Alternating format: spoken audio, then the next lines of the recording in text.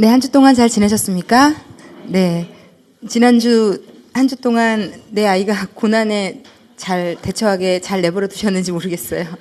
예, 이번 주는 저희가 삶과 죄책감에 대해서 좀 다룰 겁니다. 그런데 제가 죄책감에 대해서 공부를 하면서 하여튼 저도 개인적으로 좀 마음에 좀 감동이 되고 은혜가 되는 부분들이 있는데 좀 제가 오늘 잘 이 부분을 전달을 좀 했으면 좋겠습니다.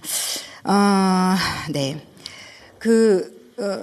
이 세상을 살아가는 인간들이 상처 없이 사는 사람은 아무도 없어요. 다 상처를 받게 돼 있거든요. 심지어는 뭐 되게 좋은 부모님이 있어도 뭐 어떤 환경에 처했든지 사람은 상처를 받게 돼 있어요. 제가 되게 웃었던 게 사람은 이 세상에 태어난 모든 인간은 완벽한 진공 상태에서 상처 없이 살 수는 없구나라고 느꼈던 게, 제가 알고 있는 제 남자 후배가 너무 어릴 때 집도 잘 살았고 외동아들에 너무 막 엄마 아빠가 해줄 거 다 해주면서 세상에 자기가 최고인 줄 알고 살았대요. 그런데 초등학교를 딱 들어갔는데 이 친구가 어디서 엄청 좌절을 하고 낙심했는가 하면, 그래서 자기가 이 세상에 최고다 그러고 되게 자신감도 있고 학교에서 생활도 잘하고 이랬는데 달리기를 했는데 꼴찌를 했더랍니다.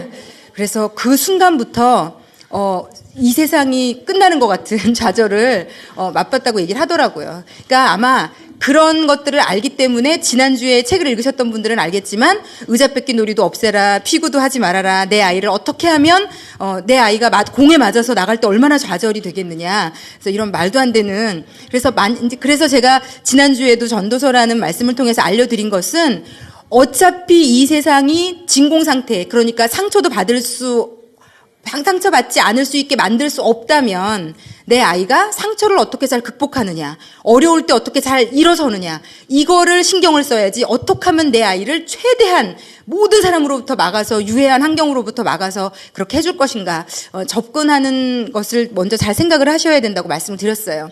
그런데 이 땅에 사는 모든 인간들이 큰 카테고리로 묶이면 한 4가지 정도의 상처를 다 받아요. 아마 거의 이 상처들은 다 있으시고,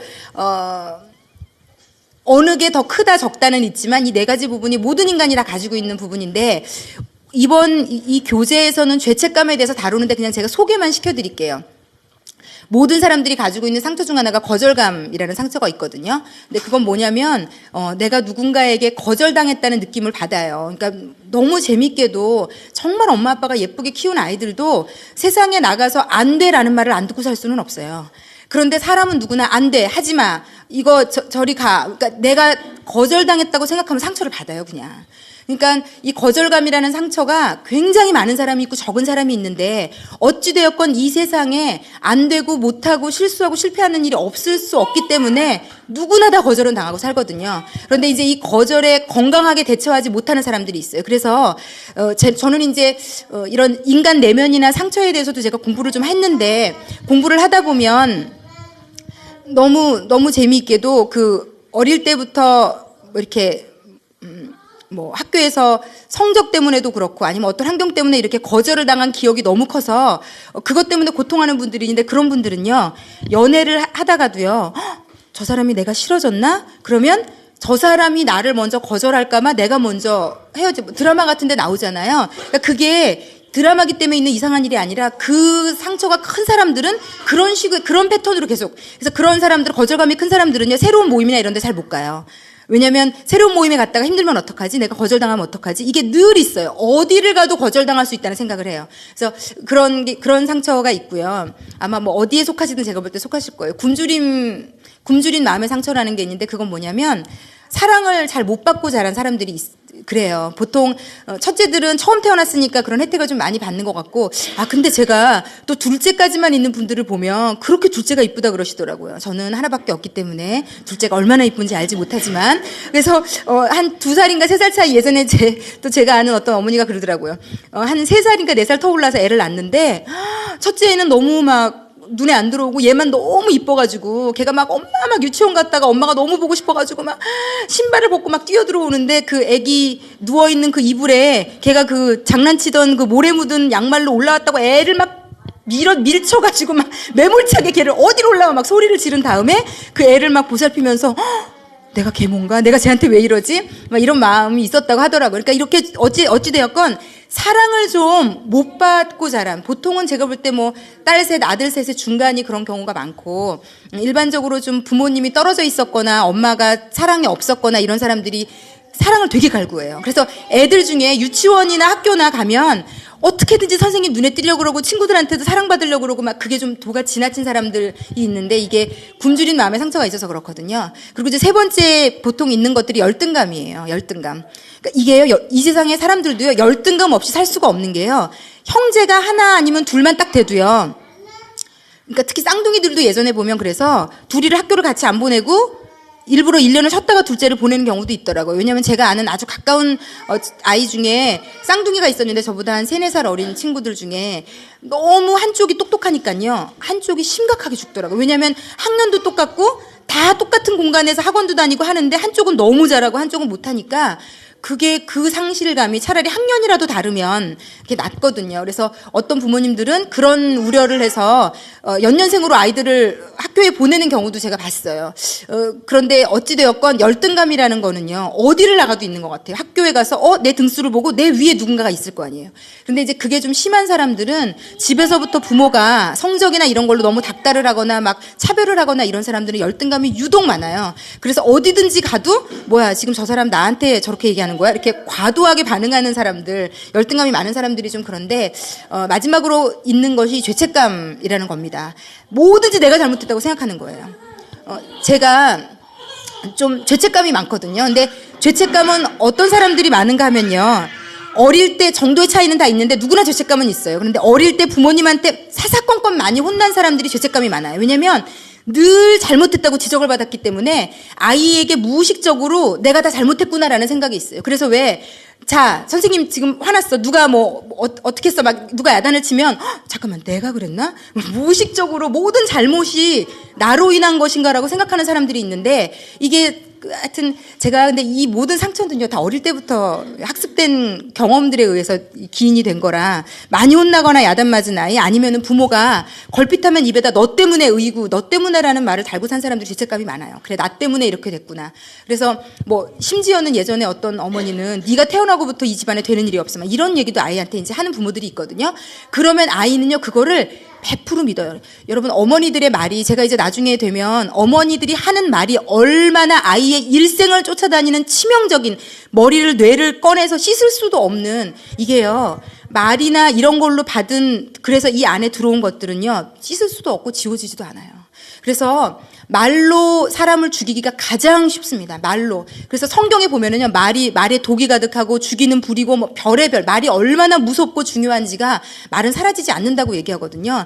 그래서 어릴 때 그런 너 때문에 네가 태어난 뒤로 이 집안이 잘 되는 일이 없어. 그러니까 엄마는 아이를 너무 사랑하지만 말로 이렇게 상처를 주는 경우가 있는데, 아이는요 그거를 진심으로 믿어요. 내가 태어나고부터 이 집안에 되는 일이 없구나. 나 때문에 우리 엄마가 힘들구나. 나 때문에 이 집이 이렇게 됐구나. 돈이 없어졌구나. 나 때문에 이런 아이들은요 늘 죄책감에 시달리며 살거든요. 그래서 제가 이런 얘기들을 해드리는 이유가, 근본적으로 제가 지금 말씀드린 이런 상처가요, 많은 어머니들이 자녀 양육에 고통을 겪어요.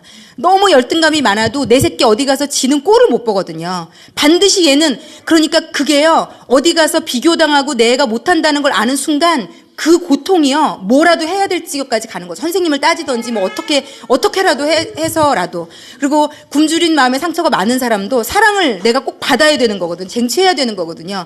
그러니까 이런 분은 이제 남편이나 아이가 좀 힘들 수 있어요. 하여튼 거절감이나 이 모든 게 다 마찬가지입니다. 그런데 오늘 특별히 하여튼 실수나 또 이 죄책감이라는 게 실수나 실패를 아주 많이 했던 경우, 나 때문에 나는 늘 못해, 나는 늘 이래.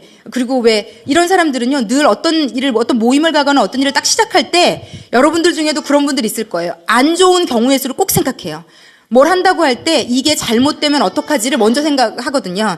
제가 예전에 다 그랬던 것 같아요. 그리고 이런 죄책감 상처가 많은 분들은 엄격한 가정에서 엄마나 아버지가 굉장히 엄격하게 모든 것을 막 이렇게 통제하고 막 이런 집에서 큰 사람들이 이런 게 많거든요. 그러니까 이제 원래도 사람은 죄책감이라는 게 있는데, 이런 환경 속에서 죄책감이 큰 사람은요 이제 이런 환경으로 남편과의 관계, 아이와의 관계가 벌써 문제가 생기는 거예요. 제가 4년 동안 이제 이렇게 말씀도 전하고 사역을 하면서 느끼는 건데요. 부부관계가 원만하지 않고 아이와의 문제가 있는 엄마들을 보면 99.9% 자신에게 있는 이 근본적인 문제들을 파악하지 못하고 있고 해결하지 못한 게 거의 다예요. 본인이 무슨 상처가 있는지도 모르더라고요. 내가 거절당할 때마다 심각하게 그걸 회피하려고 하는지, 자꾸 상황을 막 내가 조정해서라도 거절 안 당할 상황으로 만들어가고 있는지, 그리고 열등감 때문에 내가 내 아이를 뭐 어디 학원 하나 보내는 거, 뭘 하나를 결정하는 게 다 그 기초가 열등감에 있는지, 아니면은 사랑받고 싶어가지고 그것 때문에 애한테도 막 엄살 부리고 막 울고 막 엄마 아픈 거 안 보이니 막 하여튼 뭐 별의별 짓을 다 하는, 사실 그렇지 않겠어요? 우리의 삶을 누군가가 CCTV로 해서 보여준다면 참 저희가 저를 비롯해서 얼굴 들고 다니기가 쉬운 분들이 별로 없을 텐데, 그런 좀 정상적인 범위를 벗어나는 과도한 나도 절제 안 되는 것들은 다 본인도 어쩔 수 없는 경험이나 이런 데서 온 상처들이거든요. 근데 이제 이 죄책감이라는 게 굉장히 아이나 저희에게 해가 됩니다. 그래서 오늘은 특별히 어머니들이 부모라면 누구나 잘 가질 수 있는 죄책감에 대해서 다룰 텐데, 하여튼 이 죄책감이 많은 사람들은요, 어떤 문제의 책임은 늘 나라고 생각하고, 조그만 실수에도 아주 너무 크게 당황하고, 늘 불행을 묵상하고, 그리고 또 이런 사람들은 변명이나 핑계가 많고, 내가 왜 그렇게 했는지를 계속 변명하고, 제가 생각해보면 저는 옛날에 너무 변명이 많았던 것 같아요. 뭐 이런 일을 왜 이렇게 했어 이러면 그냥 실수를 이렇게 했어, 이렇게 좀 쿨하게 대응을 못하고, 이거를 왜 그랬는지, 그리고 꼭 핑계를, 딴 사람을, 제가 뭐 말을 이때 시켜가지고 내가 이럴 수밖에 없었으면, 뭐 거짓말을 해서라도 남한테로 책임을 전가해야지 마음이 괜찮고, 자기 방어가 심각할 정도로 강해요. 그러니까 이런 사람들은요, 누가 무언가를 나에 대해서 지적한다고 생각되면요, 나나 내 아이 거의 뒤집어지는 거죠. 끔찍해 하는 거거든요. 그래서 하여튼 이런 부분들이 죄책감, 그러니까 본인들이 아마 좀 파악이 되실 겁니다. 근데 제가 이렇게 사람을 많이 만나면서 느끼는 건데요, 자기가 자기를 이 정도 파악하기도 쉽지 않은 것 같아요. 그래서 저는 제가 이제 하나님을 믿고 예수님을 알게 된 다음에 이제 신앙생활을 하면서 20년 동안 너무 제 자신에 대해서 많이 파악을 하고 있거든요.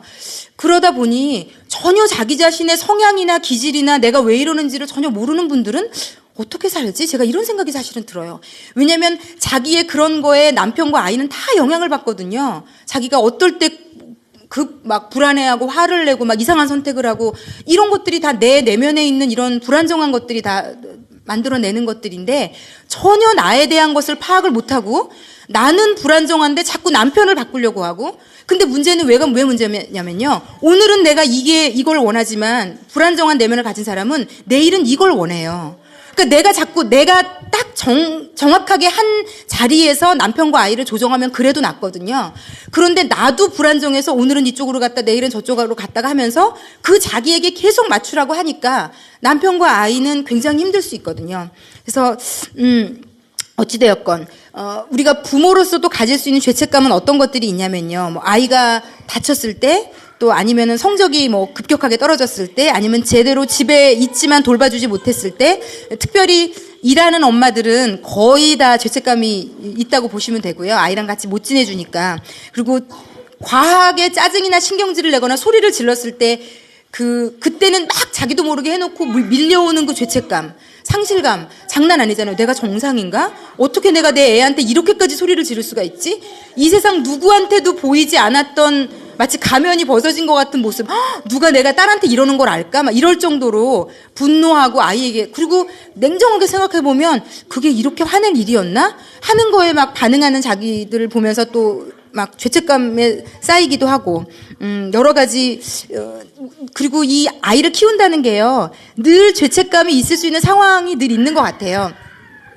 제가 알고 있는 제 남자 후배가 아이가 6살 때 요 교회 방방이에서 이제 아이랑 딸이랑 놀아준다고 손을 잡고 나와가지고 요 방방이에서, 근데 그 친구가 키가 180이 넘거든요. 180이 넘고 몸무게가 70이 거의 80이 다 되는데 6살짜리 아이랑 방방이에서 이제 애를 재밌게 놀아준다고 뛴 거예요. 근데 이 친구가 살살살살 뛰다가 한 번 좀 세게 이렇게 높이, 얘가 이제 잘 타는 것 같으니까 올려주려고 조금 세게 쿵쿵 뛰었는데 얘가 거의 날아가서 그 안에 이제 테두리가 있으니까 괜찮은데, 하필이면 그 쇠 있는 곳에 무릎 밑에 있는 뼈가 딱 떨어진 거예요.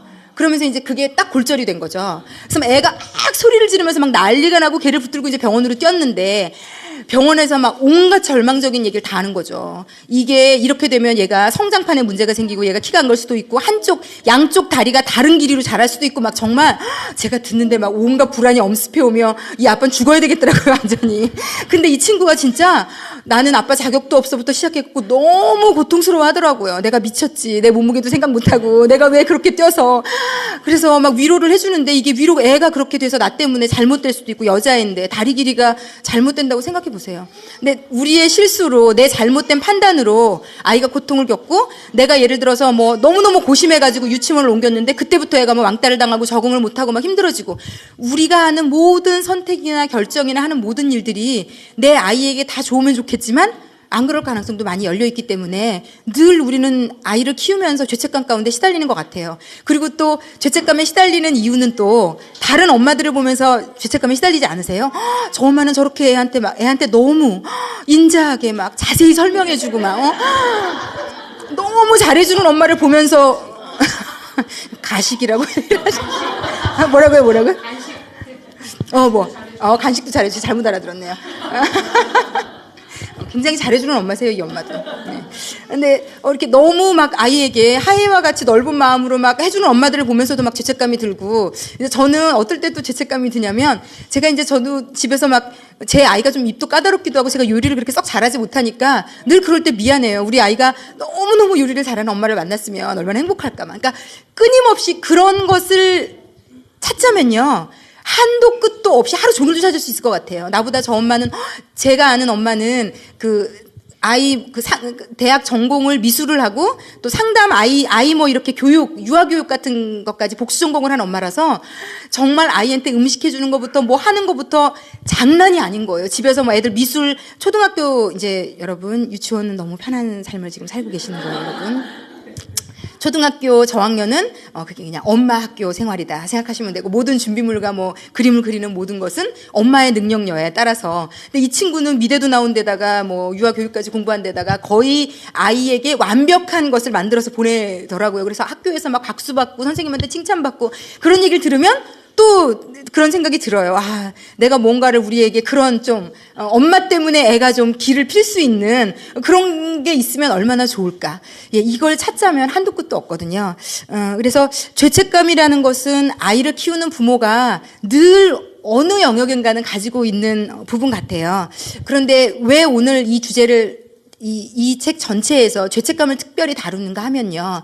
이 죄책감을 엄마가 건강하게 쓸 수도 있고 아주 나쁘게 쓸 수도 있는데 이걸 나쁘게 쓰는 것이 아이와 엄마에게 굉장히 힘든 일이 되기 때문에 이 부분을 다루고 넘어가는 것이고, 그리고 아이와의 관계에서 엄마가 어떤 상처가 있든지와 관계없이 아이와의 관계에서 가장 많이 아이에게 열등감을 느끼긴 쉽지 않잖아요. 내 아이에게 열등감을 막 느끼긴 쉽지 않고 또 아이가 어릴수록 엄마를 거절하지 않아요. 그래서 왜 우리가 유일하게 약간 얘가 다른 사람은 다 거절하면서 나만을 찾을 때 느끼는 그 묘한 쾌감, 귀찮고 막 싫지만 다른 사람에겐 절대로 안 간다 그러고 나만을 이 세상의 전부로 여기는 그 눈빛.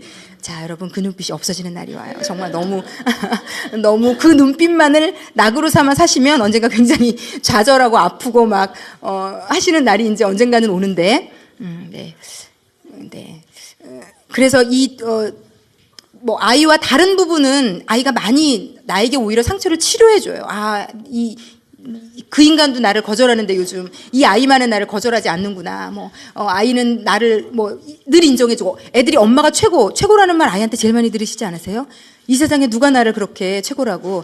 그런데 여러분, 아이가 이제 초등학교 올라가고 좀 빠른 아이들은 저학년, 고학년만 딱 돼도 아이에게 엄마는 이 세상의 전부가 아니에요. 아이가 딱 파악해요. 우리 엄마 요리 실력은 어느 정도, 우리 엄마의 지적 능력은 어느 정도, 심지어 이제 외모 같은 것은 금방 들통이 나거든요. 외모는 정말 순식간에 들통이 나서 제가 읽었던 책에 제가 그 얘기를 듣고 깜놀했는데, 아이가 남자아이인데 아빠한테 어느 날 와가지고 그 얘기를 듣는 엄마 정말, 아빠는 왜 이렇게 못생긴 여자랑 결혼했어? 이런 얘기를 듣는 그 엄마의 심정 정말 세상이 다 꺼져가는, 정말 이 새끼가 근데 막 화날 것 같아요. 어릴 때는 그렇게 나왔으면 죽겠다고 난리치더니 화장실도 못 가게 하더니 막, 그러니 유치하게 그 애를 붙잡고 내가 너를 얼마나 열심히 뭐 화장실도 못 가며 키웠으며 막 이러고 싸워봤자 뭐 아무 해결도 안 나요. 그 아이가 소보듯 닭보듯 하거든요 이제. 그래서 어찌되었건, 그런데 유일하게 이 죄책감이라는 영역만은 엄마가 아이가 대학교 갈 때까지 그 이상도 갈 수 있는 영역일 수 있는 것 같아요. 자, 그런데 제가 오늘은 이제 이 책을 뭐 읽으셨던 분들은 저는 굉장히 이제 이 책이 저한테는 많이 은혜가 되었는데, 제가 오늘 나눠드리고 싶은 것은 책을 인용도 하지만 제가 근본적으로 나눠드리고 싶은 것은, 이 죄책감이 우리가 들 수 있는데 우리가 잘못된 죄책감을 가지고 있는 부분이 있거든요. 그래서 그 부분을 좀 알려드리려고 해요. 인식을 좀 시켜드려야 건강한 죄책감은 가지면 괜찮거든요. 건강한 죄책감은 가지면 아이에게도 더 마음을 돌려서 더 잘할 수도 있게 되고 그렇잖아요. 아이한테 막 하면서 죄책감도 없다고 한번 생각해 보세요.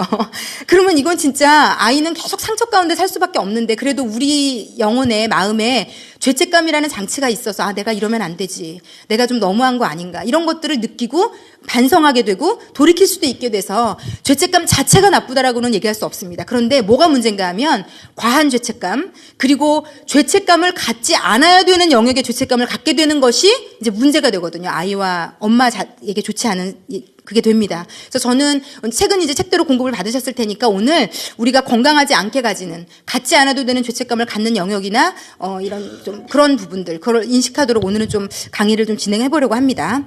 제가 저는 20살 때 미국 유학하다가 하나님을, 이제 교회를 다니고 하나님을 만나게 됐거든요. 근데 제가 하나님을 믿고 많은 부분이 바뀌었어요. 저는 마치 이렇게 뭐 버스에도 나오잖아요. 저는 대단한 용기를 가진 분들이 어떻게 자기의 얼굴에 비포 앤 애프터를 그렇게 온 세상 온 민족이, 온 세상 이 대한민국 사람이 다 보도록 그렇게 돈을 되게 많이 받으면 저런 용기가 나나 막 이런 생각이 들기는 하는데, 근데 뭐 성경 같은 것도 비포 앤 애프터가 확실한데, 저는 제가 굉장히 상처도 많고 엄마 아빠도 많이 싸우시고 물질적으로도 어려워 보고 너무 상처가 많은 사람이라 하나님을, 예수님을 믿고 난 이전과 이유가 저는 너무 극명하게 대비가 돼요. 그러니까 인격 자체가, 생각 자체가 완전히 딴 사람이거든요.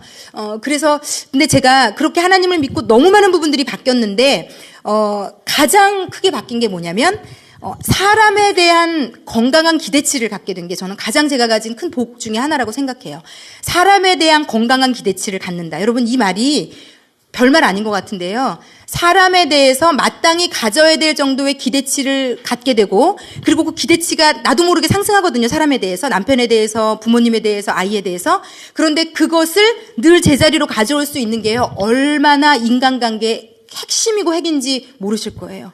우리가요, 그 부분만 굉장히 건강해도요, 저는 좋은 아내, 좋은 엄마, 기본은 됐다고 생각해요. 우리가 관계, 유치원 같은 엄마들, 뭐, 누구를 만나도 친구들, 모든 관계에 가장 큰 문제가 되는 게요, 내가 상대에게 마땅히 가져야 될 기대치 이상을 가지는 것에 모든 문제는 발생합니다.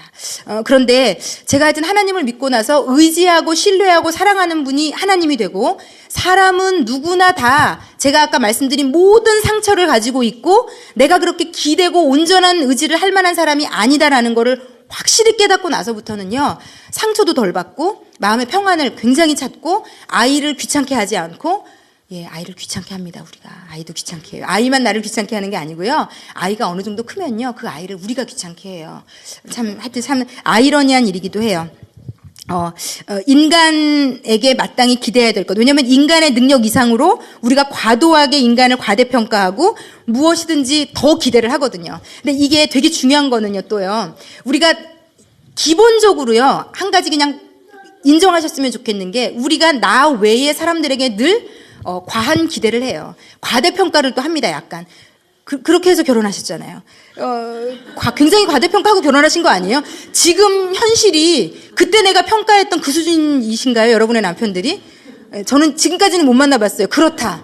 내가 그때 평가했던 그 이상을 우리 남편은 보여주고 있다. 제가 아직까지 그런 여인을 못 만나봤어요, 아직까지는. 그러니까 우리가 다 과대하게 평가하거든요. 근데 우리가요, 되게 아이러니하게도요, 내 아이에 대해서 이 세상에 누구도 아니고 엄마만큼 과대평가하는 사람은 없어요.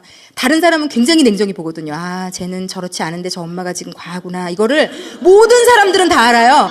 뭐 아이의 외모부터 뭐 다리 길이 하나부터 뭐 모든 눈 크기부터 모든 것에 대해서 다른 사람들은 굉장히 신랄하고 냉정한데 내 새끼에 대해서는 아주 기대치가 아주 너무 대단하다는 거. 네, 참 놀랍죠?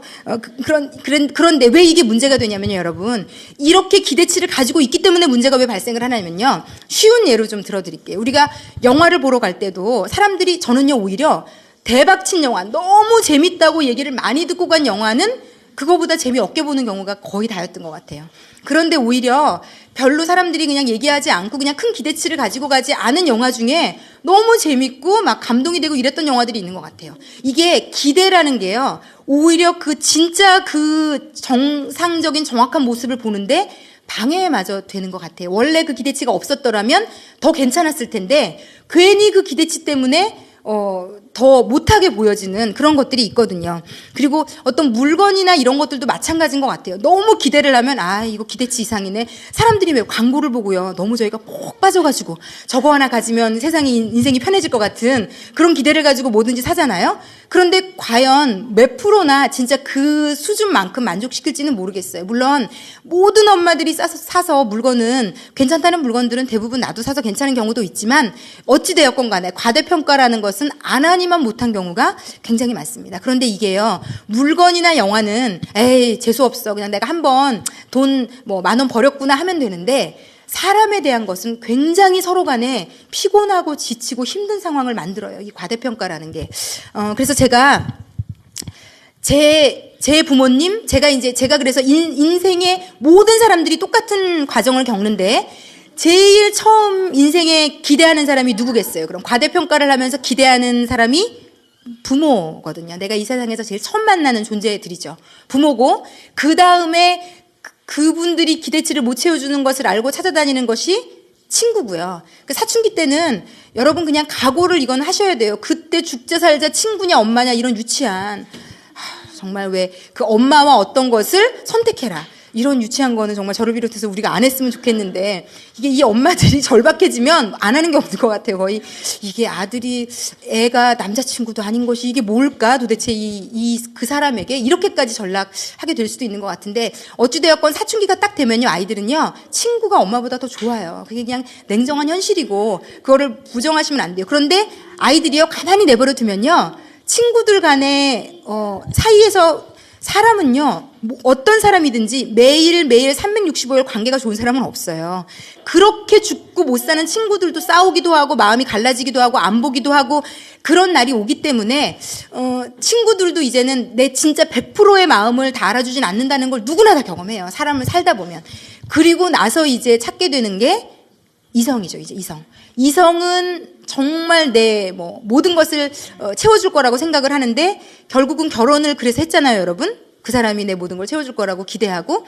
그런데 그게 안 되고 이제 가장 우리의 희생양이 된 존재가 그 가정에서 태어난 아이. 이제 그래서 우리가 지금 가지고 있는, 지금 보통 어머니 학교에는 모든 어머니들은요, 이제 이분들이 가지고 있는 모든 기대치, 세상의 모든 기대를 다 제가 너무 불쌍한 아이들은 뭐냐면요, 부모한테도 사랑 못 받고 남편과도 관계가 안 좋은 여자분에게서 태어난 아이가 저는 제일 불쌍해요. 왜냐면 부모에게도 사랑 하나도 못 받아서 너무 그 사랑을 갈구했는데 친구도 아니었고 남편도 아니었고 이제 태어난 애.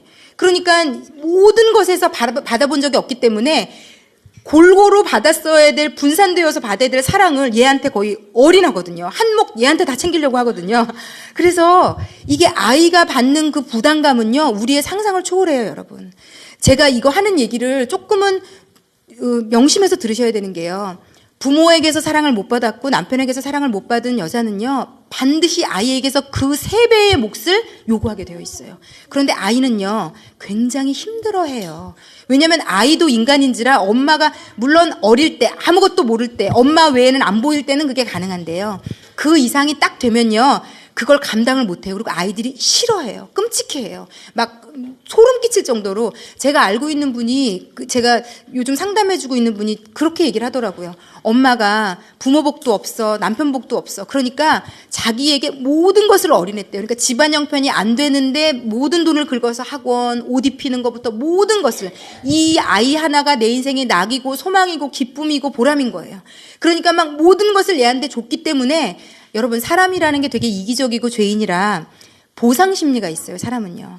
왜 우리가 남편과의 관계 가운데서 힘들어지냐면요, 우리가 한 만큼 받기를 원하는 보상 심리가 우리 가운데 있거든요. 그래서 내가 이렇게까지 했는데 네가 이렇게밖에 안 나와? 이게 늘 우리에게 있어요. 차라리 아무것도 안 하는 사람은 죄책감 속에 살기라도 해요. 내가 못하지. 내가 아침에 밥도 안 해주지, 그 인간에게. 나는 이런 일을 당해도 싸. 그런데 그래서 남자들이요, 너무 잘해주는 여자가 무섭다는 여자들이 어떤 여자냐면, 그러니까 달력에 막 동그라미 막 무슨 날 다 쳐놓으면서 이제 그 이상의 보상을 원하는 거죠. 남자의 관심, 배려, 날짜만 챙기는 거. 그러니까 차라리 이럴 거면 이것도 내가 안 챙길 테니까 너도 나한테 하지 마. 이제 이게 남자들은 더 편하다고까지 얘기를 해요. 그러니까 우리가 받기를 원하면서 나도 모르게 행했던 모든 것들은요, 상대와 나 모두에게 행복이 안 돼요. 그래서 하여튼 조금은 냉정하게 자기를 좀 생각하실 수 있어야 돼요. 내가 부모한테 사랑을 못 받았구나. 내가 남편과의 관계가 안 좋구나. 내가 아이에게 과한 사랑을 원하고 있다는 것을 제가 볼 때 인지만 하셔도 그래도 반은 성공하신 거라고 생각해요. 왜냐하면 대부분의 엄마들이요, 자기 아이에게 말도 안 되게 과하게 사랑을 주고 요구하면서 그게 뭐가 잘못됐는지를 몰라요. 그런데 그렇게 모르고 커서 아이를 시집 보내고 장가 보내면요, 아주 불쌍한 사위와 며느리가 발생을 해요. 문제는 이게요, 엄마 하나, 여자 하나가 정상적이지 않고 건강하지 않고 똑똑하지 않으면요, 나만 망가지지 않아요. 남편 반드시 죽일 거고요, 아이는 반드시 건강하지 않은 과도한 사랑으로 얘를 막 처발라서 막 굉장히 애는 고통스럽게 할 거고요, 그리고 걔만 고통스러운 게 아니라 걔의 배우자까지 반드시 힘들게 합니다. 반드시. 그렇기 때문에 건강한 여자 하나가요, 여러 사람 살릴 수 있어요. 정말요. 저는 정말 그걸 느끼거든요. 너무 많은 사람들을 통해서도 느끼고, 제 가정과 뭐 시댁 이런 여러 가지 관계를 통해서도 느끼기 때문에 이것은 너무나도 중요한 겁니다. 자, 그런데 어찌되었건 저도 부모, 친구, 남편, 아이 다 기대를 가지고 있었던 사람이라, 지금은요, 여러분이 이 부분을 이해하시고 인지를 하셔야 여러분 삶으로 돌아가셔서 여러분의 삶을 평가하실 수 있어요. 그래서 정확하게 나의 지금 상태를 평가만 하실 수 있어도 정말 반 이상 성공이십니다. 그래서 제 예를 가지고 좀 설명을 드릴게요. 한번 나는 어땠는가 한번 생각해 보셔도 좋을 것 같아요. 저는 부모님에게 굉장히 사랑을, 이제 당연히 누구나 그건 원하는 거니까 사랑을 받기를 원했고, 보호받기 원하고, 인정받기를 원했는데, 결국은 저희 부모님은 저한테 그렇게 제가 원하는 사랑을 못 주셨어요. 아버지는 너무 엄격했고요, 너무 잔소리가 많으셨고요, 제가 첫 딸이고 좀 똑똑해 보인다는 이유로 너무 저를 엄격하게 다루셨어요. 항상 만족이 없으셔서 더를 원하셨어요. 그러니까 저는 마땅히 아빠의 기준이 되는 대학 그런 수준을 해줘야 되는 딸이니까, 저는 늘 제가 뭘 해도 그 기준치에 다다르지 않았기 때문에 칭찬을 못 받았거든요. 그래서 저는 아빠가 너무 싫었어요. 저는 정말 아빠가 너무 싫고, 아빠가 집에 안 오면 좋고, 이런 시절을 보냈거든요. 그래서 제가 아주 하나님을 만나기 전까지는 아빠에 대한 원망이 아주 하늘을 찌르던 사람이에요. 근데 어찌되었건 엄마는 제가 좀 좋아했는데, 엄마는 선생님을 하시다 보니까 굉장히 늘 밖에 계셨고요. 제가 엄마가 그 직장 생활을 하는 친구들은 그런 소원이 있어요. 친구들 집에 놀러 가면 엄마들이 이렇게 쟁반에다가 간식을 가지고 오는데요, 저는 그게 로망 비슷하게 있었어요. 왜냐면 저는 한 번도 집에 학교 다녀왔습니다 할 때 집에 엄마가 없었거든요. 물론 도와주시는 분이 집에 거주하긴 했지만 그것과 엄마는 하늘과 땅 차이잖아요. 그래서 그런 상실감, 상처, 어릴 때부터 그걸 굉장히 많이 겪고 자랐거든요. 그래서 저는 이제 알았죠. 부모에게서는 사랑을 받을 수 없다는 것을. 그리고는 친구 근데 왕따 경험도 생기고 이러면서 완전히 100% 친구에게도 마음을 터놓지 않게 되었고요. 그리고는 이제 또 제가 이제 미국에 유학을 가서 그나마 친했던 친구들에게 미국 가면 굉장히 좀 외롭거든요. 그러니까 이제 막 전화를 하는데 시차가 많이 나잖아요. 그러니까 이제 일부러 친구들 전화 받기 좋은 시간에 전화를 하면 제 친구들은 대학 가서 막 화장 화려하게 하고 나이트 다니고 이렇게 놀러 다니는데 제 생각에 난리가 없죠. 저는 막 미국에서 혼자 외로워서 청승 떨다가 막 너무 친구들이 보고 싶어서 전화하면 막 나이트 음악 소리 막 들리고 밤에 전화하면 노시느라고 그냥 그래 인사만 하고 끊고 또 아침 시간에 전화하면 거기서 노시고 왔으니까 또 피곤해 쩔어가지고 또 전화를 받아서 늘 그러니까 마음이 더 외롭더라고요. 나를 진짜 위로해주고 알아줄 사람이 이 세상에 없구나라는 생각이 들고 이제 그러다가 만난 게 미국에서 저희 남편을 만났거든요.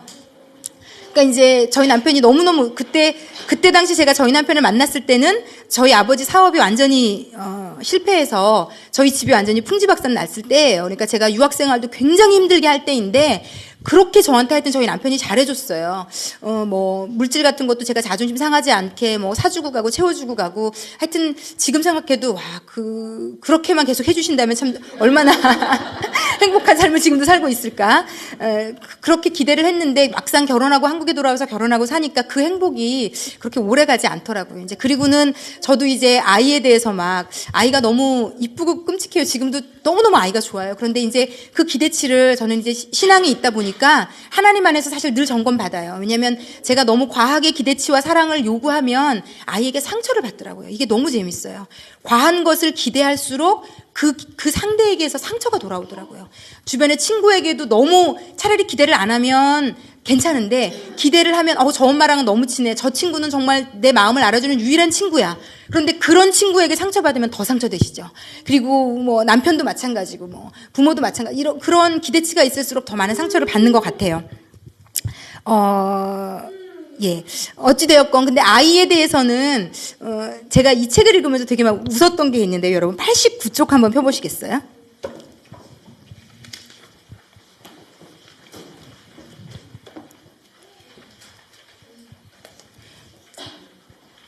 책이 저 뒤에 더 있긴 한데, 네, 하여튼, 오늘 많이 읽지는 않을 거니까요. 자, 제가 맨 밑에 줄부터 읽어볼게요. 맨 밑에 줄 89쪽. 하나님은 아기들 말을 정확히 듣는 부모를, 그러니까 결국은 부모를 겸손하게 만드는 확실한 방법을 고안하셨다. 그것을 일컬어 사춘기라 한다. 부모는 이 시기가 되면 전혀 새로운 언어를 배워야 한다. 다 배우셔야 돼요. 예, 툴툴거림, 신음소리, 싸늘한 눈빛. 이거 하나만 들으셔도 가슴이 저리시죠? 제가 다 경험하고 사는 거예요, 요즘. 짜증난 숨소리의 폭발 등 부모에게 속을 내보이지 않고 추측만 하게 만들려는 사춘기의 열성이 그런 특징들로 나타난다. 그런데 추측을 잘 못해도 화를 내요. 참 놀라운 아이들이에요. 아무 얘기도 안 하고 추측을 하게 만들어 놓고 추측을 못하면 화가 나 화를 나는, 이 억울함을 어디다 풀 길도 없어요. 한 엄마는 15살 된 딸에게 숙제를 다 끝냈느냐고 물었던 일을 털어놓았다. 간단한 질문 아닌가. 그런데 딸은 그대로 폭발하여 울며 불며 자기 방으로 달려갔다. 여러분 이거 이해 안 되시죠? 여러분의 아이들이 다 몇 년 되면 14살, 12살 정도부터 사춘기 오니까 이제 한 5년 남으셨네요, 여러분. 예. 아이들은요, 사춘기 때는요, 대화가 안 통해요. 아무리 우리가 논리적으로 지금 이거 네가 잘못한 거 맞잖아. 네가 지금 과하게 화낸 거 맞잖아. 논리가 통하지 않는. 독불장군이며 자기 멋대로. 그래서 사춘기 아이들은요, 엄마의 하지 말라는 목소리 자체를 거부하거든요. 그리고 너무 잘해주는 것도 싫어해요. 그러니까 이게 뭐 어떻게 해야 되는지 모르겠어요. 그러니까 이게 앉아야 되는지 서야 되는지, 옆에 있어야 되는지 어떻게 해야 되는지 모르겠어요. 하면 한다고 뭐라 하고 안 하면 안 한다고 싫어하니까 하여튼 확 그냥 진짜 성질 같아서는 막 이렇게 울컥울컥 올라오는데 제가 알고 있는 제가 이제 중고등부 때 가르쳤던 애들이 이렇게 얘기해요. 어제 밤새도록 컴퓨터 했대. 그래서 왜? 그랬더니, 아니, 컴퓨터 끌려고 그랬거든요. 근데 끌려고 그러면 하여튼 몇 시간을 했겠죠. 그러니까 엄마는 밖에서 이제, 숨을 들이쉬고 호흡을, 지금 들어가서 그만하라 그럴까 이제 참고 또 참고, 이제 더 이상 이거는 안 되겠다 싶어가지고 문을 살짝 열고, 컴퓨터 끄고 이제 그러는 순간 애는 폭발해가지고, 내가 지금 방금 끌려고 그랬거든? 엄마가 지금 내가 안 그래도 끄려고 그랬는데 엄마가 끄라고 했기 때문에 내가 안 꺼. 이러고는 밤새 누구를 위해 밤새 컴퓨터를 했는지 놀았다는 제가 그 얘기를 듣고 어이가 없더라고요. 근데 그게 얘네들은요 너무 당당해요. 그리고 왜 날 건드려? 그러니까 그거가 모든 이유고 모든 대답이에요. 그러니까 뭐가 없어요. 이제 그럴 나이거든요. 뇌가 약간 그렇게 작동하나 봐요. 무언가 하여튼. 그래서 여러분 제가 볼 때 이 세상의 모든 어머니들은 사춘기 때는 반드시 겸손하게 되는 시기가 오는 것 같은데 제가 뭐 나쁘다고 생각은 안 돼요. 자, 그래서 결국은 여러분들이 정확하게 인식해야 되는 두 가지가 있는데 네, 이 죄책감이라는 게 또 나쁜 게요. 죄책감이 막 계속 들면요, 또 상대에 대한 원망도 그 죄책감 크기만큼 올라가요. 남편에 대해서 죄책감, 아이에 대해서 죄책감이 들다가도 예를 들어 아이에 대한 죄책감이 막 들면, 근데 잠깐만, 이게 다 그 인간이 이걸 안 도와줘서 그렇잖아. 이게요 꼭 누구인가로 튀어요. 왜냐하면 사람은요 자기가 자기를 어느 정도 이상을 학대할 수는 없거든요. 어떻게 하겠어요? 자기가 자기를 때리겠어요? 째려보겠어요? 아니면은 다른 사람에게는 그런 것들을 할 수 있지만 나에게는 그걸 계속할 수는 없거든요. 그러니까 어느 순간이 딱 되면요 나에게는 관대해지고 내가 지금 그 화를 풀 수 있는 누군가 그걸 뭐라 그래야 되나요? 희생제물을 찾게 돼 있어요. 그러니까 이제 거기에 대부분 아마 남편들은 다 걸려들 거예요, 아마. 그러니까 그 모든 원인을 누구에겐가는 돌려야 되거든요. 그리고 예를 들어 하다못해 그거를요, 아이한테 돌리는 엄마들도 있어요. 그러니까 어찌되었건 이 죄책감이라는 것이 건강해야 되는 것은 너무 분명한데, 어찌되었건 제가 지금 말씀드린 대로 부모, 친구, 남편, 아이, 지속적이고 다함이 없고 어떤 상황에도 변하지 않는, 나에게 상처 주지 않는 사랑을 주는 사람은 없다. 일단은 인정하셔야 돼요. 이거를 인정하지 않으면요 끊임없이 줄 수 없는 사람에게 달라고 요구를 하게 되는 아이러니가 나와요. 여러분, 우리가 돈을 빌리려면 우리가 다 이제 친한 사람들, 형제들 이렇게 다 재정 사정을 어느 정도는 알잖아요. 그러니까 예를 들어 형제가 많아도 우리 큰언니한테는 좀 빌려달라고 해도 돼. 이거를 알잖아요. 그런데 큰언니는 돈이 많은데 막내는 예를 들어서 너무 막 빚더미에 앉아서 근근히 살아가는데 우리가 막내한테 찾아가서 나 돈 좀 빌려줘 이렇게 얘기하지 않잖아요. 그렇게 얘기하면 우리가 어떻게 생각하겠어요? 참 생각이 모자라다. 아니 큰언니한테 가서 빌려달라 그러지 왜 돈도 없고 지금 도와줘야 되는 쟤한테 가서 그 정도 생각이 없어? 그런데 여러분, 우리가 인간에게 끊임없이 남편과 부모와 아이에게 사랑을 달라 기대하고 기대하는 것은요 결국은요 줄 수 없는 사람에게 계속 달라고 요구하는 것과 하나 다르지 않아요. 물론 어느 정도의 사랑은 줄 수 있지만요 그 이상은 줄 수가 없는데 그 이상을 달라고 우리가 요구하기 때문에 오는 상처, 좌절감 이런 것들이 다 있는 거거든요. 그래서 제가 정확하게 인식해야 되는 부분들에 대해서도 좀 지금 설명을 좀 드릴 텐데 그 두 개가 결국은 이거예요. 제가 지금 말씀드린 대로 계속 얘기 드리고 있는 대로 우리가 인식해야 되는 게 첫 번째는 부모나 친구나 남편이나 아이. 이것은 믿음의 공동체 안에서도 마찬가지입니다. 저분 너무 믿음이 좋으니까 뭐든 나한테 다 잘해주고 다 해주겠지. 아니요. 사람은 다 똑같아요. 사람은 다 상처가 있는 존재고 죄성이 있어서 누구도 내가 기대해야 될 이상을 기대하면 그게 목사님이라 할지라도 기대해야 될 이상을 기대하면 상처를 받게 되어 있습니다. 우리의 모든 기대치는 사실 채워줄 수 있는 분은 하나님 외에는 없거든요. 하나님 외에는 없게 이 세상은 그렇게 되어져 있어요. 그거를 인정하셔야 되고 두 번째 우리가 인식을 하셔야 되는 것은 반대로요. 내가 남편, 아이에게 그들이 원하는 사랑을 다 채워줄 수 있다고 착각하는 데서도 많은 문제가 발생을 합니다. 그리고 불필요한 죄책감이 여기서 발생을 해요. 어차피 우리들도요, 다 죄인이고 한계를 가진 사람이에요. 아이는 24시간 여기 이분이 쓴 책에 제가 너무 공감이 됐어요. 아이는 내가 아프다는 상황을 인지할 수 없어요. 아이는 자기가 먹고 싶은 거, 하고 싶은 거, 보고 싶은 것을 부모가 24시간 365일 다 채워줄 수 있다고 그냥 본능적으로 생각을 해요. 그래서 내가 막 열이 막 들끓고 뭐 아무것도 못하는 상황에도 애는 끊임없이 나를 쫄르고 엄마 놀러가, 엄마 뭐해. 왜냐면 아이는 그렇게 생각을 하거든요. 그래서 우리가 아이에게 완벽한 부모가 되려면 24시간 365일 아이가 원하는 걸 다 채워줘야 되는데 인간으로서 그렇게 해줄 수 있는 사람은 아무도 없어요. 그런데 우리가 어디에서 죄책감을 느끼고 상처를 또 받는가 하면요, 내가 할 수 있다고 처음 생각을 하고 시작을 하거든요. 나는 좋은 엄마가 될 거야. 이렇게 생각 안 해보신 분.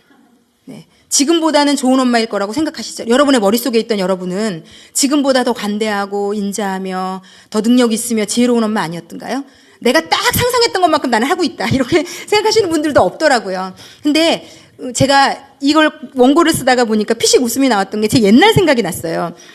이게 마치 어떤 거냐. 우리가 착각하는 거를 제가 아주 쉬운 예로 좀 들어드리면, 제가 2살 밑에 있는 여동생이 있어요. 저는 딱 딸만 둘이거든요. 제가 첫째고 2살 밑으로 여동생이 있는데, 제 동생은 말도 느리고 걸음도 느리고 모든 게, 저는요 말도 빨라 걸음도 빨라 뭐든지 빨랐거든요. 그래서 저희 아버지가 그걸 보고 그거 하나가 그냥 저희 아버지에게 일생을 저를 기대하게 만드는, 그래서 제가, 제 동생은 기대치가 없었기 때문에 늘 제 동생이 부러웠어요. 걔는 맨날 아빠 무릎에 앉아서 오손도손 노는데 저는 늘 공부했냐 몇 시간을 했냐.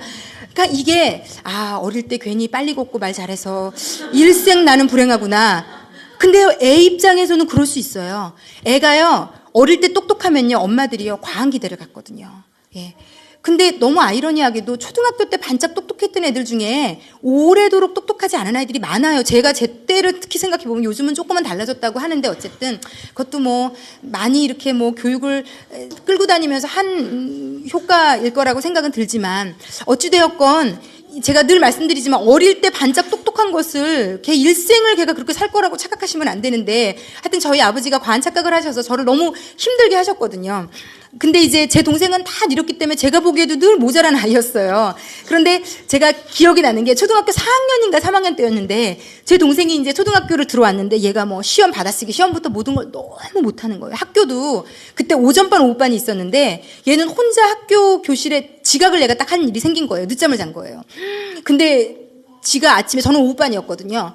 혼자 학교를 못 가는 거예요. 무섭다고. 그러니까 문 열고 들어가는데 애들이 다 자기 쳐다보면 어떡해, 선생님이 혼내면 어떡해. 유치원도 저랑 같이 다니는 아이거든요. 자기 나이 때 다니지 않고 언니랑 같이 다닌다고.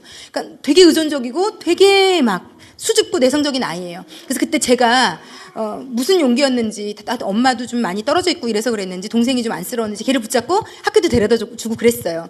근데 이제 한 번은 걔가 시험을 보는데 너무 받아쓰기를 못하는데 제가 막 가르쳐주고 산수도 가르쳐줘가지고 얘가 시험을 너무너무 못 보다가 잘 본 거예요. 그러면서 제가 그 어린 마음에 어떤 생각이 들었는가 하면, 내가 도와주니까 얘가 이렇게 달라지는데, 잠깐만, 그럼 내가 학교를 그만두고 얘를 계속 가르쳐줄까? 이런 생각을 제가 자그마치 4학년 때 했거든요. 너무 웃기시죠? 아니 도대체 지가 뭘 할 줄 안다고 1학년짜리를 가르쳐놓고, 그리고 2, 3년 뒤면 다 없어질 지식 가지고 지가 뭐라고 그런 생각을 했을까? 우리 남편과 자식에게 내가 어느 이상을 줄 수 있다고 착각하는 것 중에 그런 부분들이 있다는 생각이 제가 들었어요. 이 말씀을 준비하다가. 아니, 그리고 제가요 연애 때 저희 남편에 대해서 제가 가졌던 마음을 생각해 보니까 제가 다 해줄 수 있을 것 같더라고요. 우리 남편 되게 좀 내성적이고 상처도 많은 사람 같으니까 내가 그런 상처도 보듬어주고 잘해주고 막 엄마처럼 막 챙겨주고, 그 남자를 향한 엄마 놀이에 제가 아주 연애 때 되게 막 그걸 또 남자가 되게 좋아하고 막 그걸 통해서 되게 이렇게 뭐라 그럴까요? 보람을 좋아하는 것 같으니까. 저만 그랬나요, 여러분? 그래서 내가 결혼해서 어떤 한 사람에게 되게, 어떤 한 사람이 나 때문에 위로받고 사랑받는다고 느끼고 막 그 좋아하는, 그래, 이 사람 때문에, 나 때문에 이 사람 일생이 좋아지겠구나, 막 이런 착각을 했었던 것 같아요. 그런데 이게 착각이라는 거죠. 뚜껑을 열어보니 제가 너무 결국은 제가 초등학교 제 동생을 학교를 그만두고 가르쳐야 됐다고 생각했으면 사람들이 저에게 그랬겠죠. 너나 잘하세요. 네 4학년 공부나 열심히 하세요. 했을 텐데, 결국은 제가 결국은 생각해 보니까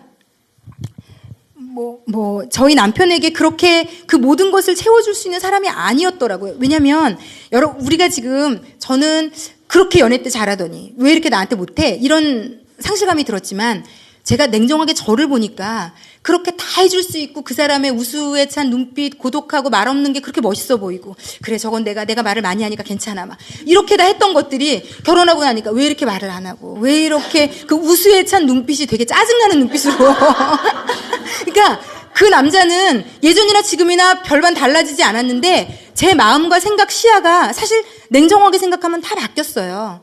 네, 다 바뀌었어요. 어떤 남자들이 그렇게 얘기해요. 결혼하기 전에도 그랬는데 왜 결혼하고 나더니 그 여자가 그걸 지적질을 하는지 모르겠다고. 결혼 전에는 심지어는 막 여자들이 담배 피는 모습까지 막 멋있었다. 막 그런데 지긋지긋해, 담배 좀 그만 펴. 막 이렇게 되는. 그러니까 뭐든지 괜찮았던 것을 다. 그러니까 사람은요, 여러분.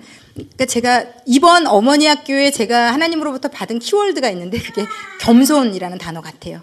겸손하셔야 돼요. 내가 나를 못 믿는다는 말이 딱 맞아요.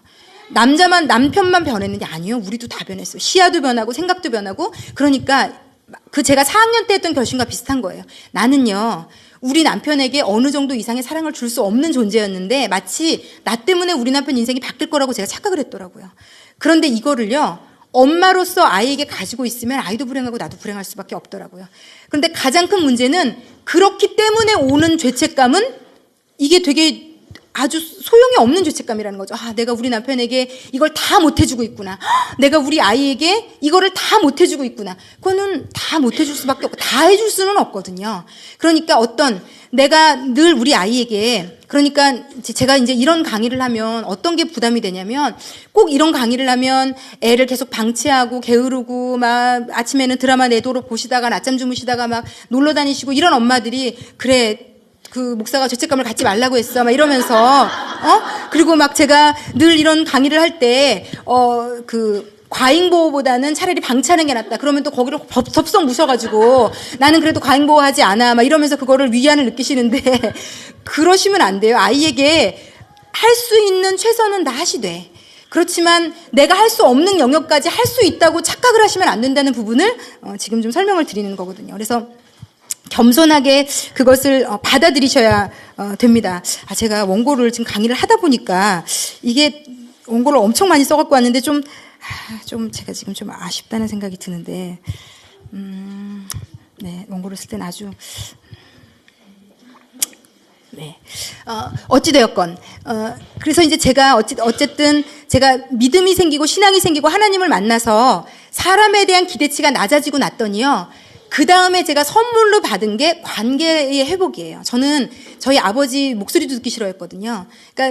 그런데 아버지와 엄마와 화해하게 됐고, 또 저희 남편과 화해하게 됐고, 아이야 이제 오히려 제가 내려놓는 걸 연습하고 있는 중이니까 화해할 건 특별히 없는 거라고 생각이 들지만, 이런 부분들이 다 조정이 되면서 제 삶의 관계들이 다 회복이 되었어요. 그러니까 제가 일단 회복이 되고 나니까 죄책감을 가져도 너무 심각하게 갖지 않아야 될 죄책감은 갖지 않도록 제가 하나님이 저를 만지실 수 있게 되었어요.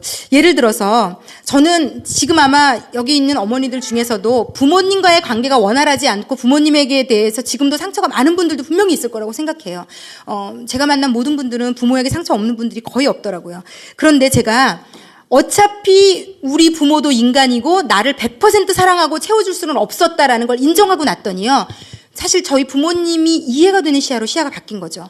똑같은 부모님인데 제가 아버지랑 그렇게 사이가 나쁘다가 완전히 사이가 이제 좋아졌거든요. 안부도 묻고 저희 아버지가 얘기하는 모든 게 이제는 고지곳대로 들려요. 예전에는 되게 왜곡해서 들렸거든요. 나한테 저 얘기는 왜? 예전에 진작 잘하지. 막 거의 이런 삐뚤어진, 그러니까 고지곳대로 그 사랑을 받을 수도 없는, 이게요, 사람이요, 마음이 딱 삐뚤어지면요, 상대가 사랑을 줘도 못 받아요. 그런데 본인이 괜찮아지면요, 별거 아닌 거에도 감동이 됩니다. 이게 정말 신비한 일인데, 그러고 났더니 제가요, 저희 엄마 아빠가 어떻게 이해가 됐냐면요, 제가 그러고 났더니 기대치를 딱 낮추고 났더니요, 아버지는 저희 아버지는, 그러니까 이거는 제가 이런 예를 들어드리는 건 좀 생각해 보시라고 얘기 드리는 겁니다. 저희 아버지는 7남매인데 넷째예요. 그러니까 위에 큰 누나, 형 둘, 그리고 넷째고, 그리고 밑에 쪼르륵 여동생 셋이 있어요. 그런데 깡촌에서 태어났거든요, 완전히. 그리고 아버지는 일찍 돌아가셨어요. 그러니까 아버지 사랑은 제대로 못 받았고 지질이 가난하게 살았던 거예요. 그러니까 저희 아버지가 되게 막 성실하고 꿈도 크고 야무진 분이라 결국은 그 깡촌에서 차도 예전에 제가 어릴 때 기억에 들어가려면 몇 번을 하여튼 너무 돌고 비포장에 막 진짜 한 번 명절 때 시골 가는 게 너무 싫었던 기억이 나요. 너무 오래 가니까. 막혀서가 아니라 그 자체가 너무 깡촌이라서. 그리고 막 비포장에 장난이 아니었는데 퍼세식 화장실에 막 너무 힘들었던 기억이 나는데, 그런 깡촌에 저희 아버지가 하여튼 자주성가에서 우리나라에서 나온다는 제일 좋은 차를 타고 들어갈 때 우리 아버지의 그러니까 지금 다 그려져요. 제가 제 시야가 건강하게 바뀌고 나서 저희 아버지의 인생을 복기를 하면요, 제 인생과 저희 아버지의 인생을 이제는 이해되어지는 맥락이 있어요. 그러니까 저희 아버지는요, 그렇게 해서 죽으림을 다해서 서울로 혼자 올라와가지고 잘 곳도 없는 곳에서 거의 그때는 고시원은 없었지만 그렇게 생활하며 버스비가 없어서 걸어다니며 대학을 나오고 자수성가에서 정말로 성공을 크게 하셨었거든요. 그리고는 온 자기 6남매를 다 올려가지고 다 취직시켜주고 조카들 다 공부시켜주고 정말로 저희 아버지 아버지 집안에 저희 아버지는 영웅이에요. 형들이 있는데 형들도 거의 저희 아버지에게 뭐 고개만 안 숙였지 태도가 그 느끼잖아요. 어린 나이에도 시골을 가면 모든 사람들이 저희 아버지를 어떻게 보는지 온 동네에 하여튼 영웅이었거든요. 플랜카드만 안 걸었지. 그 정도로 저희 아버지가 그러니까 그 깡촌에서 개천에서 욕 난 거예요. 그러니까 저희 아버지는 그렇게 자기 관리가 철저하고 성실하고 꼼꼼한 분이니 첫 딸이 태어났으니 자기가 또 돈으로 이렇게 도와줄 수도 있으니 얼마나 저에 대해서 그러니까 제가 잘 되기를 바라셨던 거죠. 그러니까 엄격하게 대하고 일부러 더 채찍질하고 공부해라. 그러니까 어떤 심리에서 어떤 상황에서 또 아버지한테 사랑은 받아본 적 없고 일찍 돌아가셨고 왜 저희 아버지가 그랬는지가 일면 이해가 되더라고요. 우리 아빠는 그게 최선이었구나. 그게 최선이었구나. 저한테 잘해준다고 하신 거더라고요. 그리고 저희 어머니는 딸만 6인 집에 셋째로 태어났는데 그런데 그러니까 그때 당시는 거의 아들이 딸은 사람 취급 안 하던 시대에 그 서름을 좀 많이 당하셨더라고요. 저희 외할머니가. 그런데 저희 외할머니가 30살 넘어서 그 잔치집에 갔다가 그 농약 푼 국수를 먹고 그 예전에 시골은 막 이렇게 부엌에 막 아무거나 막 세워놓으니까 그래서 다들 맛이 이상하다고 안 드셔서 괜찮았는데 그때는 의학이나 의료 수준도 되게 낮을 때니까 아주 너무 옛날이니까 저희 할머니만 다 드시고 쓰러지신 거예요. 그래서 저희 할머니가 오른쪽 팔, 다리를 전혀 못 쓰셨거든요. 그러니까 제가 어릴 때의 기억에도 저희 할머니가 좀 그런데 이제 저희 외할머니는 그러면서 그 30 몇 살에 그 동네에 처음 생긴 교회에 가셔서 예수를 만나셨고 그러면서 저희 할머니 인생이 바뀌셔서 평생 기도하시는 분이셨어요. 그래서 딸들이 다 잘 됐고 어머니를 서로 모시겠다고 막 싸우고 그래서 저희 할머니의 말년은 말 그대로 너무 아름답고 평안하게 사시다 하늘나라 가셨거든요. 거의 100세 다 되셔가지고.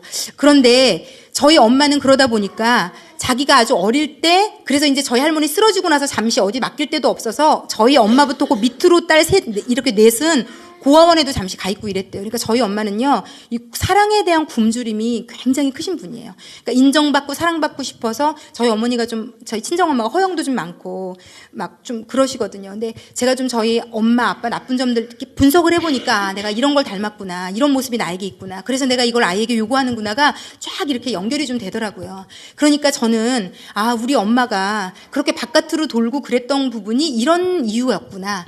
그러니까 그 기대치를 내려놓으니까 이 두 사람도 상처 많은 세상에서 살면서 이 정도밖에 할 수 없었구나라고 일면 이해를 하게 됐고요. 저희 남편도 그전에는 그렇게 사랑을 더 달라고 쫄라고 그것 때문에 맨날 싸우고 정말 힘들었거든요. 왜 이 사람은 나를 더 내가 원하는 사랑을 주지 않을까 때문에 힘들었는데 저희 남편은 또 아들만 딱 둘이에요. 근데 둘째거든요. 연년생인데 형은 굉장히 활달하고 외향적이고 말도 잘해요. 그런데 저희 남편은 내성적이고 조용하고 소극적이거든요. 그런데 여러분 잘 좀 인지를 하셔야 되는 게 형제나 자매나 이렇게 둘이 성격이 너무 다르면은요. 한쪽이 좀 치여요. 밝고 건강하고 뭘 잘하는 쪽이 안 그런 쪽이 치입니다. 그리고 부모들도 막 어디 가서 걔가 막 개인기도 많이 하고 어릴 때부터도 다르잖아요. 그런 아이들은. 그럼 막 사람들이 막 걔를 주목하고 막 칭찬하고 그러면 그 어깨가 이제 부모도 으쓱해지면서 약간 걔에게 부모도 막 더 기대하고 더 하기를 바라고 약간 이러는데 그럴 때 누가 죽냐면 그 반대 성향을 가진 아이는 더 극단적으로 그렇게 들어가요. 그러니까 원래 한 7이나 8 정도의 내성적이고 소극적이었던 아이면 그 위에 아이가 더 반대 성향이면 그 밑에 아이는 더 극단적으로 10 정도로 내성적이고 소극적으로 들어가거든요. 그래서 어머니가 하나 이상의 자녀를 가진 분들은 성향이 너무 다르면 그거를 좀 잘 인식하셔서 좀 도와주셔야 돼요. 특히 소극적이고 내성적인 아이들은. 근데 저희 남편은 그렇게 해서 이제 완전히 희생양이 된 케이스예요. 그래서 형도 굉장히 안 좋아하고 그래서 열등감이 좀 많더라고요. 저희 남편이. 근데 이제 제가 예전에는 저밖에 안 보였으니까 그게 하나도 안 보였어요. 아니 나한테 잘해줘 나 할 때는 우리 남편은 뭐가 문제인지 어떤 상처가 있는지 어떤 아픔이 있어서 저런 성격이 됐는지 관심도 없었어요. 그리고 가장 못되게 구는 거가 우리 남편이 들으면 싫어할 소리 막 해대고 저는 말을 되게 잘하거든요. 그러니까 말싸움을 해가지고는 제가 이기거든요. 예, 그러니까는 하여튼 남편을 제가 볼 때 힘들게 했어요. 제가 나중에 회개도 많이 했지만 그런데 이제 제가 이렇게 기대치가 딱 낮아지고 제가 이제 하나님으로부터 사랑을 공급받고 나서는 남편을 있는 그대로 좀 이해하게 됐어요. 우리 남편은 그렇게 형에게 치여서 그런데 여러분 아이러니하게도요. 저희 남편은 그런 형이 싫었는데 그런 형의 성향을 가진 여자가 마음에 들었다는 게 되게 아이러니하지 않으세요? 그러니까 여러분들이 배우자를 고르는 것도 여러분 희한한 게요. 우리가 아빠를 싫어하는 분들이요. 그 싫어하는 아빠의 성향을 닮은 남자를 또 골라요. 이게요. 시대의 미스테리예요, 진짜. 이게 정신분석학적으로도 그렇게 얘기를 하거든요. 희한하게 딸들이요, 아빠의 모습을 찾아가는 그런 묘한 그런 것들이 있대요. 그래서 저도 저희 아빠가 말없고 그래서 저희 어머니가 평생 제 귀에 딱지가 않도록 말없는 남자는 평생 절대로 안 된다 막 진짜 막 이를 갈며. 그런데 제가 말없는 남자를 데리고 왔잖아요. 저희 어머니가 친정엄마가 기절하려고 그러시더라고요. 내가 그렇게 얘기했더니 막 이렇게. 근데 모르겠어요. 그게 그렇게 끌리더라고요. 어쩔 수 없는 것 같아요. 근데 이제 저희 남편은 저한테 좀 대리만족이 됐던 것 같아요. 아, 저렇게 밝고 말도 잘하고 저렇게 적극적인 여자면 내가 안 그러니까 묘한 막 거기에 끌려가지고 이제 결혼했는데 그것 때문에 또 저희 남편은 상처가 또 됐을 수 있을 것 같아요. 그러니까 제가 이런 상황이 이해가 되니까 남편을 도와줄 수 있게 됐어요. 아, 시댁에 가서도 저희 남편 형한테 치이지 않게 제가 잘 이렇게 좀 하여튼 무언가 제가 할 역할이 있다는 걸 알게 됐어요. 그래서 부모님을 만나도 지금 이제는 모든 것들이 변했고 남편과의 관계에도 이런 부분이 달라졌어요. 그래서 이런 부분들을 인식만 하시고 계셔도요, 부모님과의 관계, 남편과의 관계에서 많은 부분들이 해결될 수 있습니다. 자,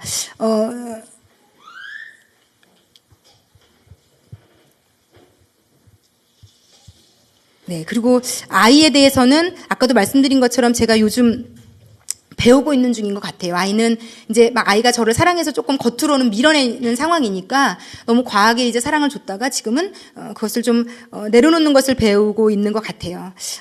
그런데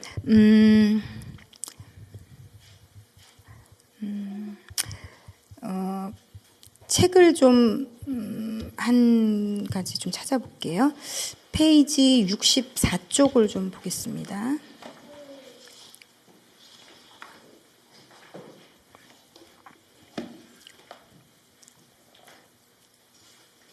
네, 제가 설명을 드리고 읽을게요. 그래서 자신에 대해서 두 가지 또 인식을 좀 가지셨으면 좋겠는 게 하나는요. 우리가 다 좀 교만한 면이 일면 있거든요. 그러니까 아까 제가 말씀드린 것처럼 내가 모두에게 사랑을 줄 능력이 없음에도 불구하고 남편과 아이를 어떻게든지 내 힘으로 그 사랑을 주려고 너무 과한 시도를 하면서 죄책감을 가지게 되는, 어차피 내가 100% 채울 수 없음에도 불구하고 아까 마치 제가 제 동생을 해결하려고 했던 것처럼 그런데 여기 지금 우리가 하나님 앞에도 이 부분이 특히 이제 예수님을 믿으시는 분들은 좀 아셔야 되는 게 되게 굉장히 교만할 수 있다는 것은 페이지 64쪽에 밑에서부터 하나, 둘, 셋, 넷, 다섯, 여섯 줄 위를 보면 밑에서부터 64쪽 밑에서부터 하나, 둘, 셋, 다섯 줄 위에 보면 즉 여섯 줄 위에 볼게요. 하나님께 훌륭한 부모는 우리 중에 우리가 하나님이 보실 때 훌륭한 부모는 우리 중에 하나도 없어요. 즉 자식들을 하나님의 자비의 반경 밖으로 몰아낼 만큼 완전히 실패할 수 있는 부모도 우리 중에 아무도 없다. 그러니까 제가 이 교만을 좀 내려놓으시라고 얘기하는 거는 나 하나에 따라서 내 아이의 전체 인생이 완벽하게 좌우를 받는다는 과한 생각도 내려놓으셔야 되고요. 그게 또 한 72쪽에도 좀 나와 있는데,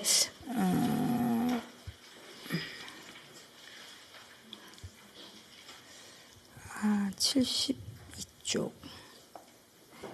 제가 페이지를 잘못 적어 놓은 것 같아요. 72쪽이 아니고, 네, 71쪽입니다. 71쪽 한번 보겠습니다. 하나님은요, 어차피 우리가 완벽하지 않은 걸 아시고 우리한테 자녀를 맡기셨다고 얘기하거든요. 그래서 71쪽에 보면 밑에 작은 글씨 있죠. 제가 읽어볼게요. 하나님이 초월적인 지혜 가운데 죄인인 자녀를 죄인인 부모에게 주시기로 하셨다면, 그러니까 어차피 우리 아이들은요, 부족한 사람을 부모로 만나게 돼 있다는 거죠.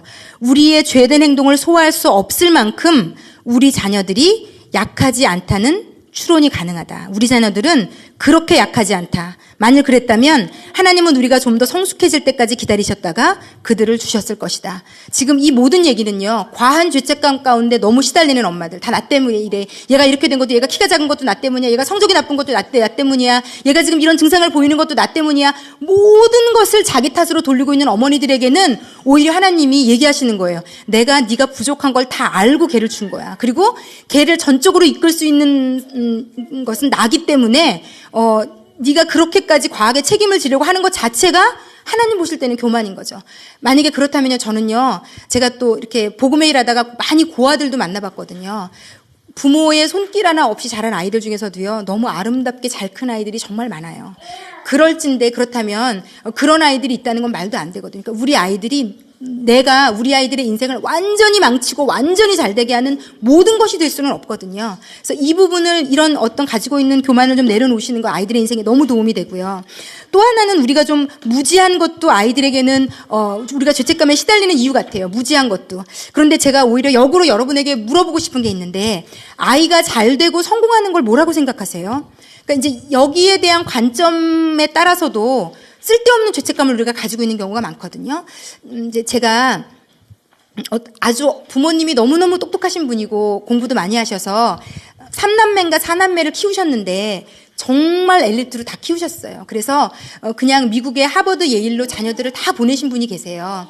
그리고 집안도 너무 물질적으로도 풍족하고, 그러니까 그냥 딱 스펙을 들으면 모든 사람들이 우와, 어떻게 저렇게, 너무 비결이 뭘까, 비법이 뭘까, 이렇게 부러워하는 분이거든요. 그런 삶을 사셨어요. 똑소리 나게 자녀를 가르쳤어요, 정말. 그래서 다 내노라 하는 대학의 교수, 저명한 뭐 이름만 대면 아는 그런 자녀들이 다 됐거든요. 한 분야에다 전문가들이 됐어요. 그런데 그분이 지금은 어떤 부촌 내에 50평대가 넘는 아파트에 혼자 사세요. 지금 거의 다리를 잘 못 쓰시거든요. 90이 넘으셔가지고. 그런데 그분이 하는 얘기가 있어요. 아이들이 이렇게 이제 바쁘고 잘 돼서 그때까지만 해도 한 40대, 50대까지만 해도요, 날개를 단 것처럼 사람들 앞에 어깨 피고 다니고 사람들이 다 부러워하고 매일 만나면 모든 사람들이 자녀를 키운 비결을 물어보고, 그래서 그때만 해도 자기는 성공한 자녀를 키웠다고 생각을 했대요. 그랬는데 50대가 지나고 이제 본인의 육체가 약해지고 마음이 외로워지면서부터 하나 마음에 드는 한 가지 소원이 뭔가 하면 내 자녀들을 조금 더 가까이에서 많이 보고 싶은 욕구가 올라오는데, 엄마로서 이 아이들은 1년에 엄마를 몇 번 볼 수 없을 만큼 바쁜 자녀들인 거예요.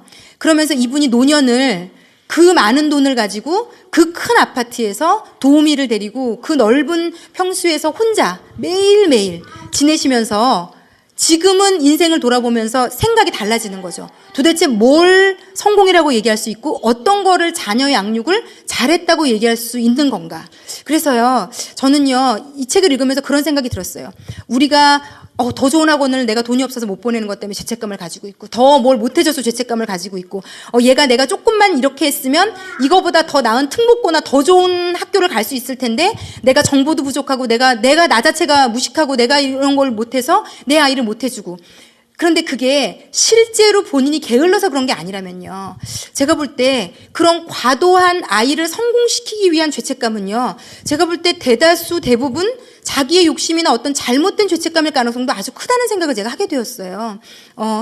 아까도 말씀드린 것처럼 우리가 건강하게 죄책감을 가지면 아이에게 성실하게 되고 최선을 다하려고 자꾸 자기를 채찍질하게 되고, 그래도 조금 아침에 매일 그 드라마 보느라고 정신을 팔다가 그래 내가 이렇게 맨날 드라마만 보면 안 되지, 뭐 횟수도 줄이게 되고, 이런 삶을 조금 개선해지면서 아이와 관계가 좋아지는데 죄책감이라는 것은, 그리고 특별히 사실은 아이를 키우다 보니 저는요, 더 절실하게 하나님의 도움을 필요하게 됐어요. 사실은 여기 지금 교회 안 다시는 어머니들이 많은데, 저는요, 개인적으로 제 자녀 양육, 저는 지금도 되게 어렵고 잘 모르겠거든요.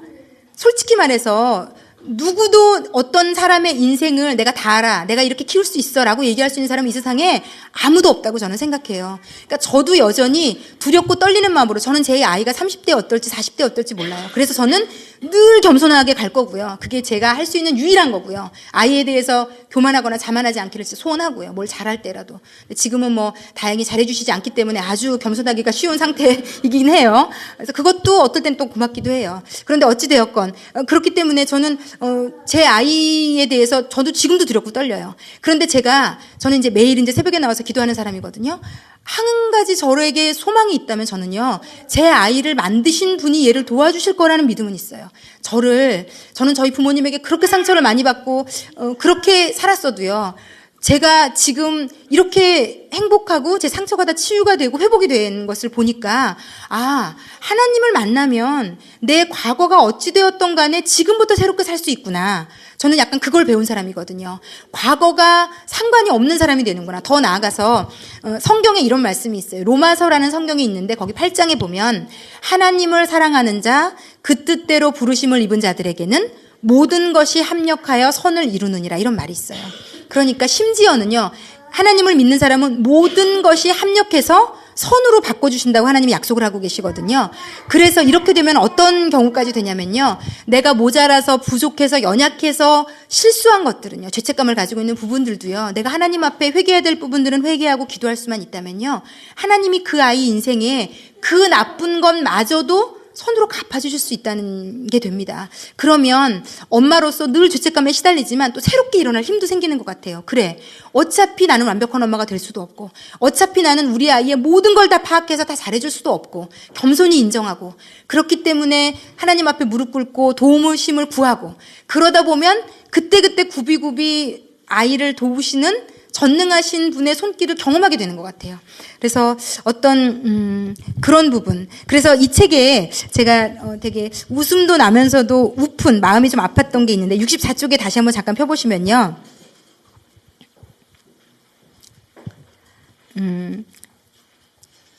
여기 저는 이제 하이라이트를 쳐놓고 별표를 쳐놨는데 밑에서 한 단락 바로 위에 그러니까 셋, 넷, 다, 여, 일곱, 여덟, 아홉, 열 줄 위쪽으로 밑에서부터 쭉 올라가시면 아무래도라고 빨간 글씨 밑에, 예, 아무래도 우리는 자식이 잘 되면 너무 많은 공로를, 자식이 잘못되면 너무 많은 비난을 자기한테 돌리는 경향이 있는 듯하다.